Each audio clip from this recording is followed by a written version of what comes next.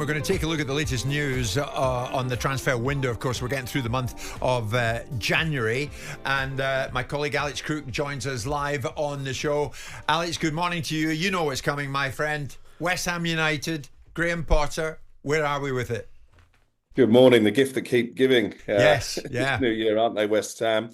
We know that Julian Lopetegui is reported for duty this morning. They were due to take training, I think, due to start training the West Ham players around about 11 a.m. So it'll be interesting to see if Lopetegui does take what we think will be his final training session. We broke the news last night that Graham Potter had pretty much agreed now a deal with West Ham. We spoke yesterday, didn't we, about the contract length, maybe holding up negotiations. My understanding is that initially it will be a 6-month deal until the end of the season, but there will be various performance-based incentives in there that if they're hit, it will turn into a 2.5-year deal, which I think is more palatable as far as Potter is concerned. But I do think you have to say, we first reported on Monday that West Ham had decided to change their manager. That information has turned out to be very accurate, and I think it's pretty classless for West Ham, really, that Lopetegui is still in the building, maybe even still taking training when everybody in football knows that he won't be the manager probably come Friday night when they take on Aston Villa live on talkSPORT. Well, you see, Simon, not only has Alex been on this right from the word go, and we've been following his lead in this, and he's been absolutely right, but the look of it, the optics of it. Now, you know, I know what you think of David Sullivan. I know what I think of David Sullivan. He's been very helpful to me. Yep. But in no way do I think that you would operate in this fashion the same way as David is doing. It depends. I remember, but you wouldn't. Well, look, I mean, I remember sticking Steve Bruce on gardening leave, and everyone said the optics of that was despicable. I remember listening to that idiot Aidan Durham criticising me on this show years ago, saying it's a terrible look for football, until I corrected his uneducated thinking about the reality of why it was done. I don't care about the optics. The optics of life aren't there designed to please the media. You do care about commercial them. reality. You do things right. No, Simon. I don't. Listen, I think if you've made a decision, you fire somebody.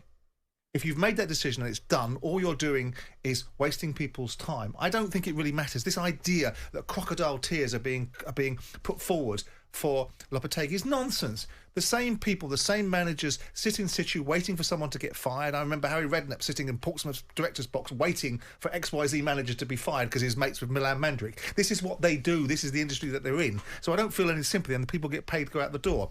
I just think it's an inelegant way to operate. But then again, I think David Sullivan operates in an inelegant way. So I'm not surprised. So with that in mind, I don't think it's a cardinal sin. I think they'll get the guy out the door. He'll get paid.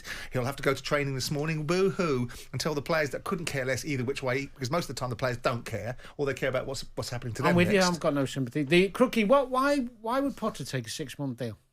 That was going to be my next question, yeah. Well, as I say, when they first had conversations at the back end of last year, I was surprised that he was willing to operate under those circumstances, having turned down a lot of jobs in the last 2 years. And it's going to be 2 years in April since he last managed at Chelsea. But obviously he's used the fact that West Ham maybe are in a slightly more desperate situation. Maybe that there's some whispers that Everton were looking at him as a possible Sean Dyche replacement to leverage a better deal. As I say, it's effectively going to be a 2.5-year contract with a break clause at the end of the season. If he doesn't meet these targets, it'll be interesting to get the finer details on these targets. But I'm intrigued by why Graham Potter feels this is the right job. He clearly thinks he can get more out of this squad than Julian Lopetegui has, because he's turned down a lot of opportunities to come back to work. And I guess maybe you're in danger that you're out of work so long people stop picking up the phone. So hold on. Graham Potter is going to be going into a club that has 60,000 supporters every home game. They've got some tremendous players, especially in attacking areas. There's some legs lacking in midfield when they've let players go they shouldn't have. That's the area. But they don't fulfil their potential. No, but he's got a wonderful opportunity. Yeah. He hasn't had a better opportunity than West Ham, Potter, that I know of. I agree. So no, I think you're probably right. So Ajax wasn't bad. He get Ajax thrown at him and he said no. Ajax is a mess. It's a mess, yeah. And also, you're learning a new language. You're under the microscope in Holland. You certainly have a lot to clean up at Ajax. Is it similar? Did you get that? Alex, is it similar? Very good, Jim. Is it similar to this initial state of play when David Moyes went in there? Because I think originally they gave David Moyes a very short-term contract, didn't they? On the first time he went into West Ham. Yes. First time, yeah, it's the way that David Sullivan likes to operate. And do you know what? I mean, I've had a go at David Sullivan for the way he's treated Lopetegui. But I actually think short-term contracts with incentives could be the way forward. Because you look how much money football clubs waste on sacking managers. and how rich managers become from basically failing in a job. I don't think this is necessarily a bad way to do it. No, I understand it from West Ham's point of view. I agree with you. What I'm saying is, from Graham Potter's perspective, he's the man they want or they're going to, and I'm just putting myself in Graham Potter's. Well, he's backing himself, isn't he? But what does he think he's going to do? If the guidelines in 5 months, but he will have put. If indeed there's a trigger that works both ways, i.e. for the option, he's not going to be stupid. He's not going to say I've got to finish 6th in the league to trigger a 2-year option. He's also going to want to put the onus back on Sullivan and West Ham to do what they say they're going to do, which is ultimately back him going forward. And under those conditions, he gets the parameters. I mean, I'd love to live in a world where you gave players £1,000 a week and £200,000 a win. Right, and see how many games you won. That's what I'd love to do. Alex, let's move it to United. You probably heard us there talking about Mainoo and Garnacho. At the back of the Times this morning, United open to Mainoo deal. That has absolutely left some Manchester United fans aghast, judging by the messages I'm reading this morning. Where are you at? What are you hearing? Well, I think this is the product of 2 decades worth of mismanagement by the Glazer family, not putting their own money into the football club, racking up debts that really they didn't need to rack up. And now they're in a situation whereby if somebody comes with a big money bid for one of their academy products, they're going to have to entertain it. So Jim Ratcliffe obviously has come in, and we know that he's all about streamlining the business. I don't think Kobbie Mainoo will be sold. He's still under contract. There's an option in his deal. I'm told that he's quite relaxed about it. So too, Manchester United relaxed about him. Garnacho is a more interesting one, because if you look at where they've been in the last few weeks, he's been used more as an impact sub. He was dropped altogether along with Marcus Rashford for Manchester Derby.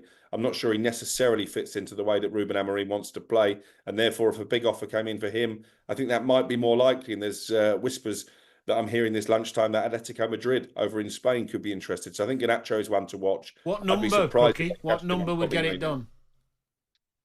50, potentially, I think, for Garnacho. What about Mainoo? That would be pure profit on the balance sheet.